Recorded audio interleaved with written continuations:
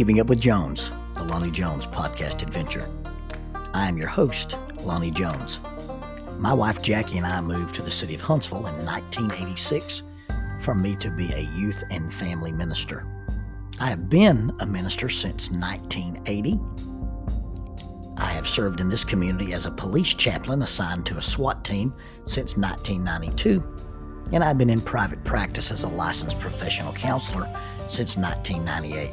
I'm also an adventure educator and an avid outdoorsman. I dabble in rock climbing and I goof around with Brazilian Jiu-Jitsu. Our life has been full of many wonderful experiences and some just outright adventures. I used to write about those things in a little church bulletin article. So now instead of asking you to read those things, we're just going to talk about them in our podcast. And as we talk about them, we're going to talk about the facts. The facts lead to concepts, and the concepts lead to application. One caveat about the facts is, for the most part, we're going to tell you the facts just as they happened. But every now and then, we're going to tell you the way other people have told us they remember it happening with a little bit of embellishment. It's all good, clean fun and for educational purposes. Thank you for listening, and we hope you enjoy Keeping Up with Jones.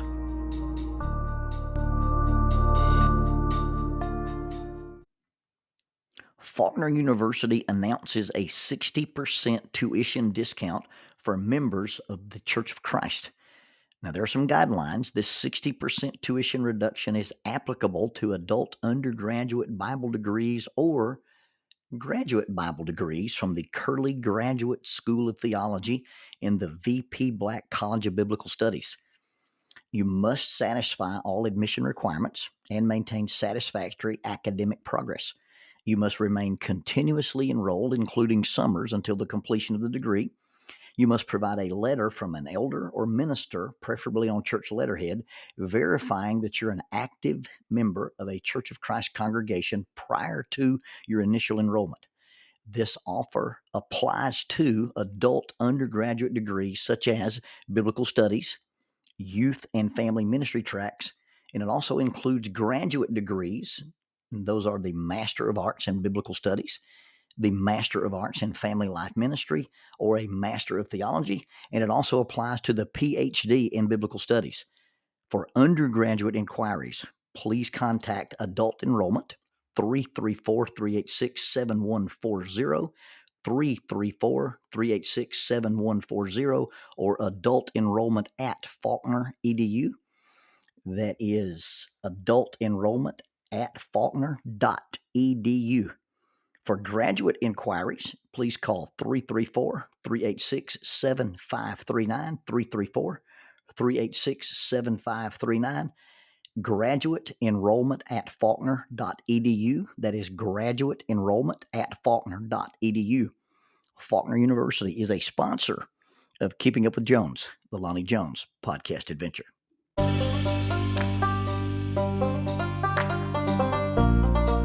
TKM Incorporated in Moss, Tennessee is a construction company that specializes in erosion control, seeding, and soil, hydroseeding, hydromulch, minor excavation, and silt fence. They also provide traffic control and construction signs. Their business is keeping people safe, but their passion, their mission, is they wish that all men could be saved. TKM has adopted the nickname the King's Men because as they serve you, they also serve the King. If they could provide any of their services for you, please contact them at 931-243-3958. That is 931-243-3958. Or you can contact them on the net at tkminc2001 at twlakes.net. That is tkminc2001 at twlakes.net. TKM Incorporated is a sponsor of Keeping Up with Jones, the Lonnie Jones podcast adventure.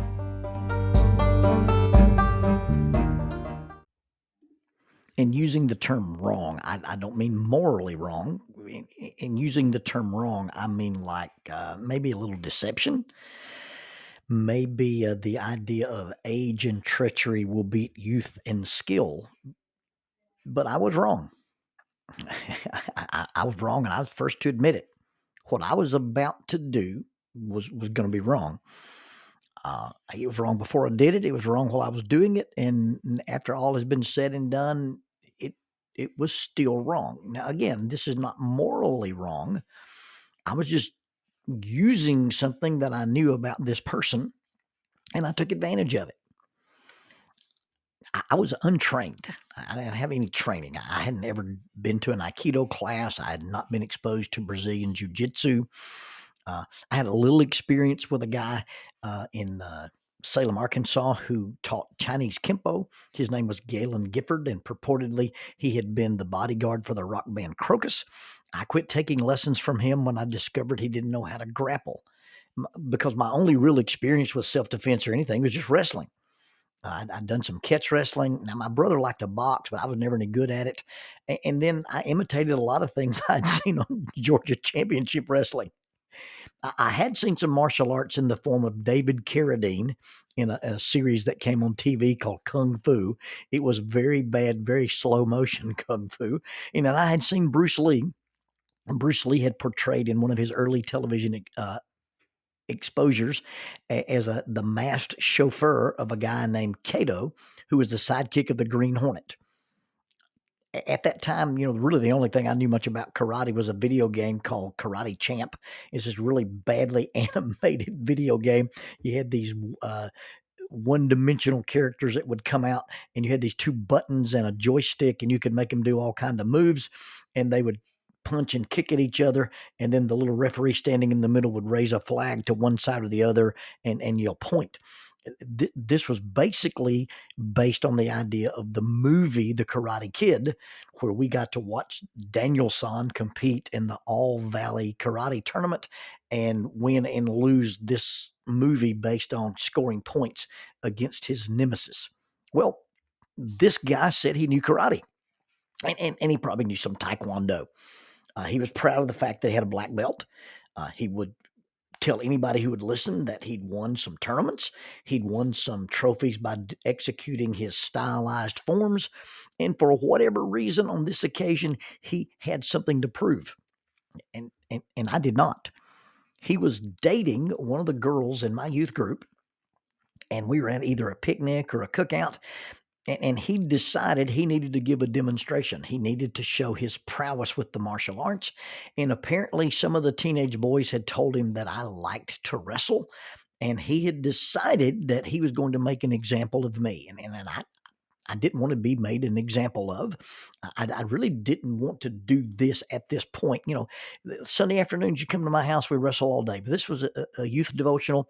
I was surrounded by a bunch of kids. The girls were there, the boys were there. But he was insistent. In truth, it would not have hurt me to, let this kid throw a couple of fancy kicks and take a dive and get beat up in a pseudo-friendly sparring match. But it was his attitude.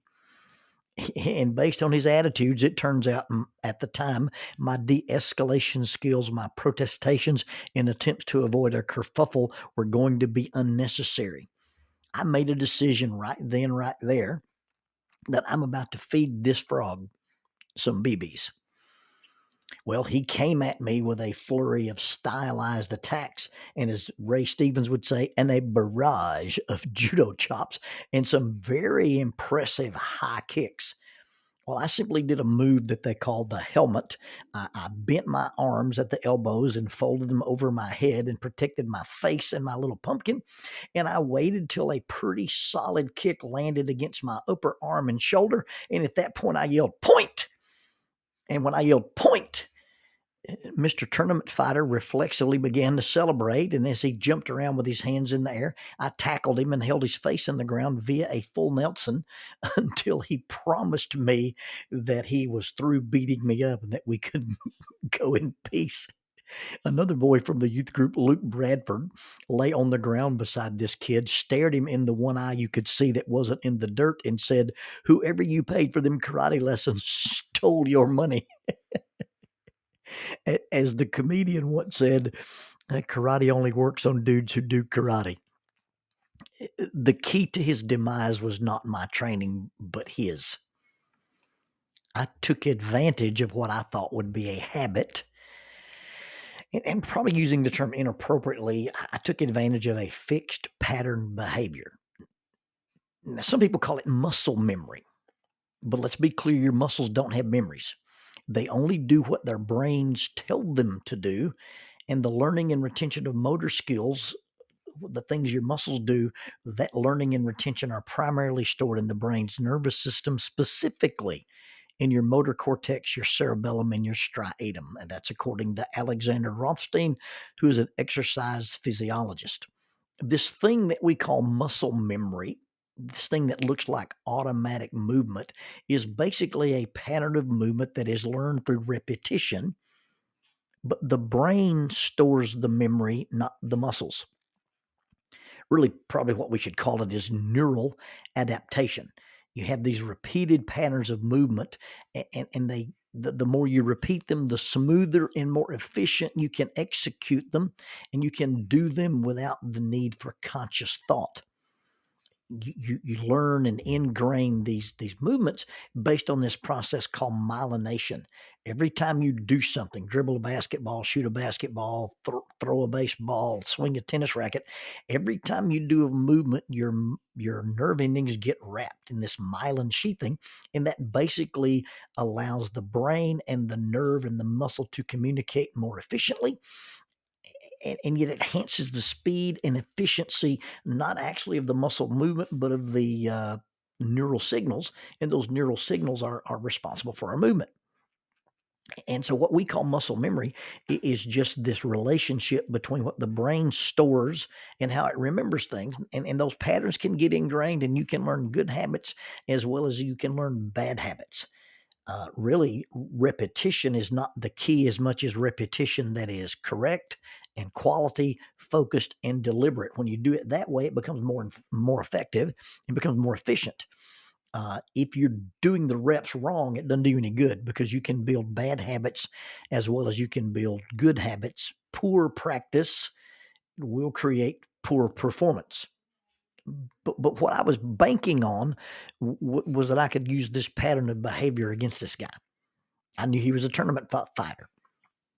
Now, probably a more detailed explanation would call it a fixed action pattern. A fixed action pattern is a highly stereotyped behavioral response triggered by a specific stimuli. Now, this is different than muscle memory. This is instinct. This is something that happens with animals. This is something that happens when you have a flinch reflex. This is something that happens to cause your eye to blink. This is what happens when you have a startle reflex. I really learned about it the first time from a guy named Mike Carter, and we were catching frogs in Indiana. He took this small gold hook, wrapped it in black thread, and attached it to a fishing line and would wave it in front of a frog's face. And when the little fishing hook with black string wrapped around it lined up in front of the frog's nose and eye, bam, he'd strike and get it. I've shot frogs with a 22 rifle. I've shot frogs with a 22 pistol. There's that one unfortunate incident in Alexander City where I shot a frog with a 357 Magnum. I've caught them by hand. I've netted them. I've gigged them. I've used a Hawaiian pole spear, but I never caught one on a hook like you do a fish. Mike explained to me that frogs rely heavily on their vision to detect their prey. Now, what he didn't explain to me was there's this portion of a frog's brain. It's a large portion of that very small brain called the optic tectum. And it basically is this part of the frog's brain that is crucial for processing information and initiating the appropriate motor responses in order to capture prey. You have these specialized neurons, and they transmit the analysis of the visual information to the motor systems, forming a command releasing system and activate the motor pattern so the frog will catch flies. Basically, we call this a fixed action pattern. It is a rapid, automatic sequence of behaviors. And so when a frog is eating, that feeding behavior is largely governed by outside forces rather than internal factors like hunger or thought.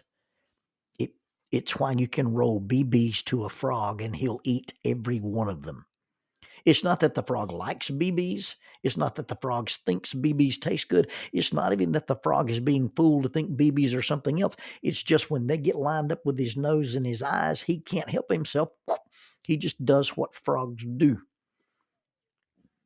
Now, this reaction pattern, this fixed action pattern, works great with flies. A frog just sits on the bank. He doesn't have to think about things. He doesn't have to think, I'm hunting. He doesn't have to think, I'm hungry. He just sits on the bank and thinks about what frogs think about, which is probably not a lot. And then when something lines up with the nose and the eye, boom, he gets it.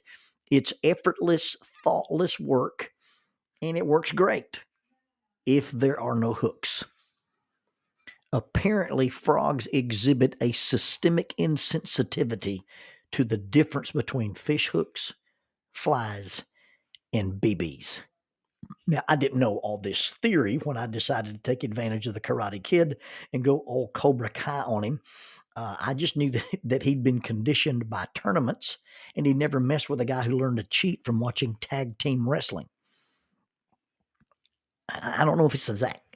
I don't know if it's the exact same thing with us, but I know we swallow a lot of things that are rolled toward us just because the media, social media, friends, and others tell us that that's what we're supposed to do.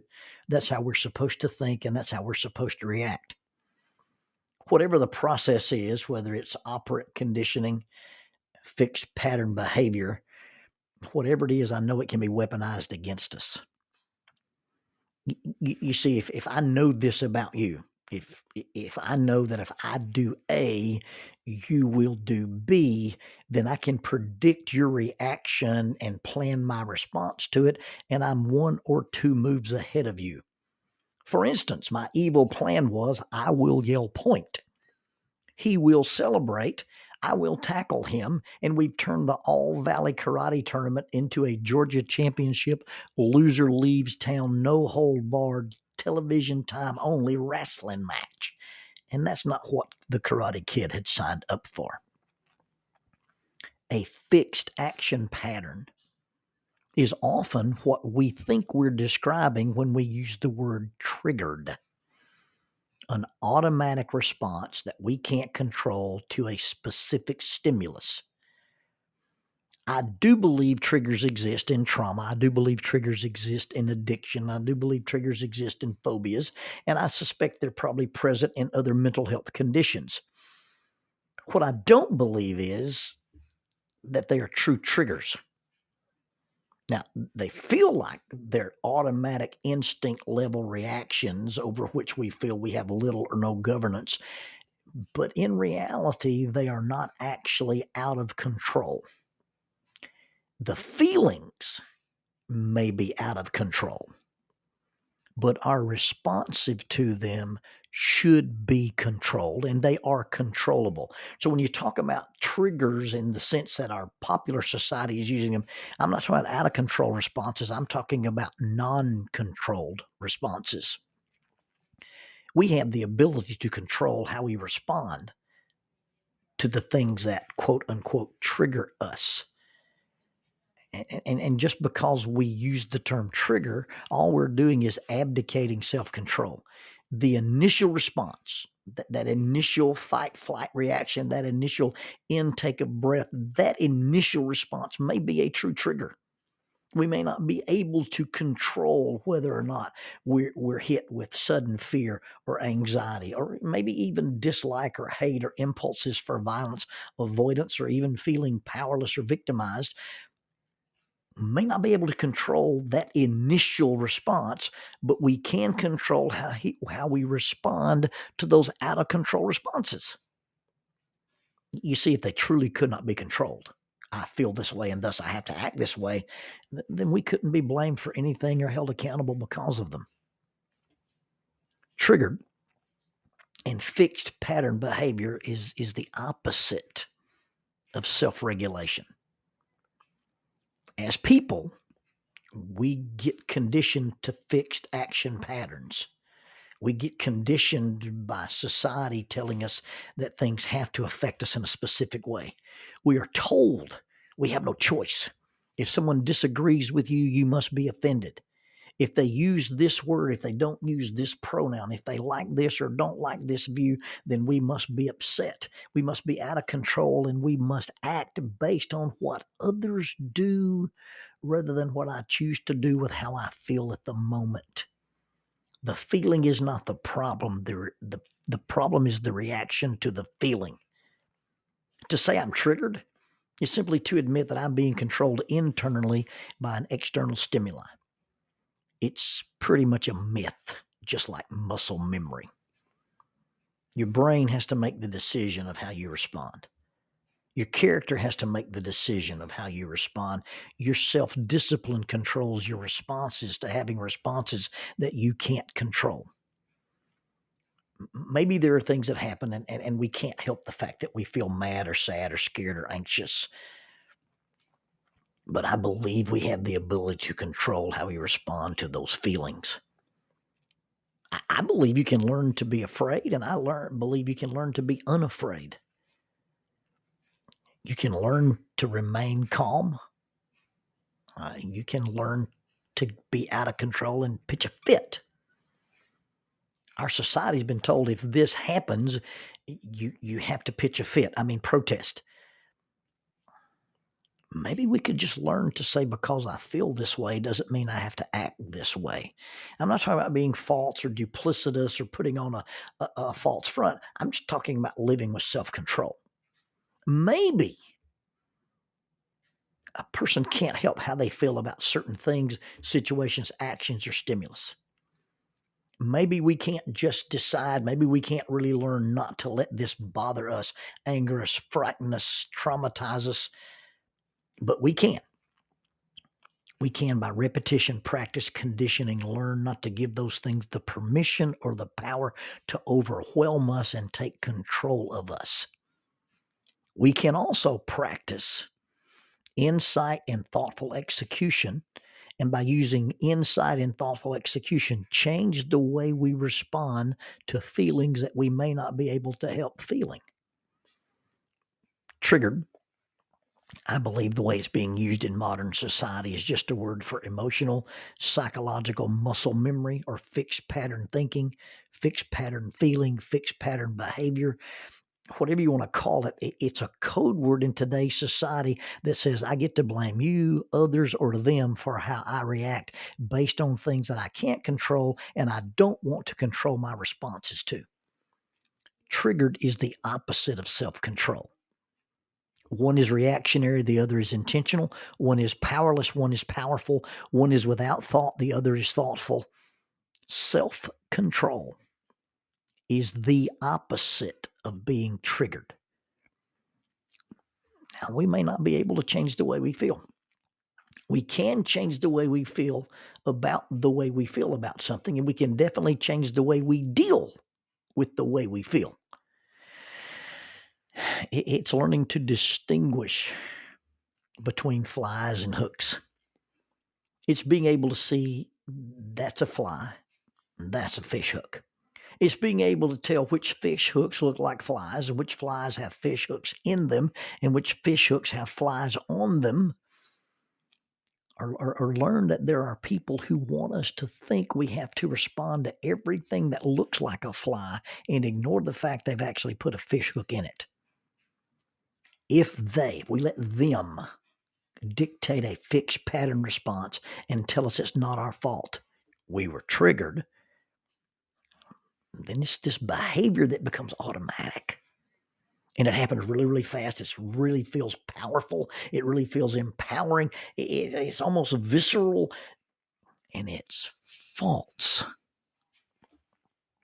Did you use the information, the incident, the statement, the actions or opinions of others to make a decision, or was your decision made for you because a fixed pattern of thought, feeling, or behavior was dictated to you because of how someone else said the information, incident, statement, action, or opinion were supposed to make you think, feel, or act? Frogs are insensitive to the difference between fish hooks, flies, and BBs. People can become insensitive to the difference between self-control and triggered. The distinction between fish hooks and flies is the difference between I caught something and I got caught. The distinction between self-control and triggered is one, I'm in control, and the other is I'm being controlled. To let other people dictate our fixed pattern behavior is a behavior pattern that needs to be fixed.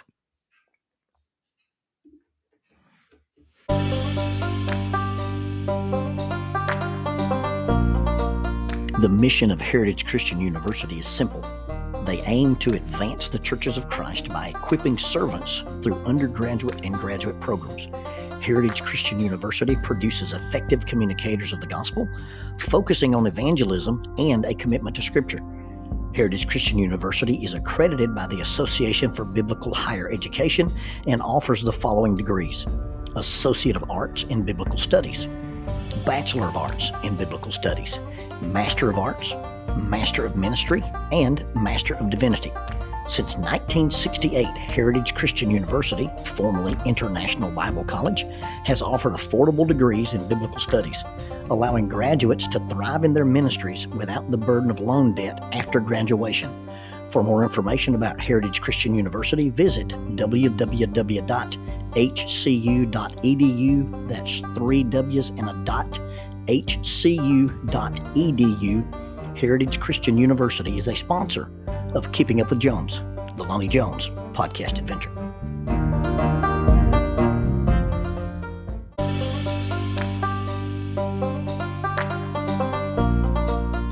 Using the tool of shortwave radio, World Christian Broadcasting literally covers the world every day with the gospel.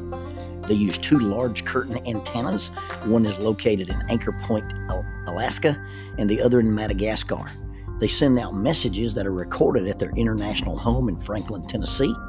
They make available 40 hours of broadcast every day. The broadcasts are made in English, Chinese, Russian, Spanish, Portuguese, Korean, English for Africa, and Arabic. They would love for your group to visit them.